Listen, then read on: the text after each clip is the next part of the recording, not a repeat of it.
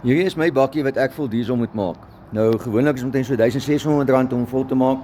As ek hom nou gaan volmaak is dit R2300 met die dieselprys nou.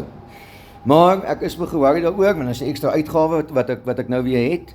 Maar dis hoekom ek gegaan het en gaan kyk het vir 'n besigheid wat ek kan hardloop vir 'n ekstra inkomste. Nou ek het 'n besigheid gekry met 'n blueprint wat vir jou wys dag vir dag wat jy moet doen, 5 stappe 'n dag wat jy hoef te vat. Net wat jy, en al wat jy nodig het is jou selfoon, wifi en jou laptop. Dis al wat jy nodig het. 2 ure 'n dag, 10 minute hier so daarso, 5 minute daarso. En jy's nooit te oud om te leer nie. Hierso is Renet Whelan. Sy's 'n plaasdame, werk op die plaas, installeer perde en kyk net wat sy kan doen. Sy's al een van ons miljonêers wat al klaar 'n miljoen merk gemaak het in die besigheid.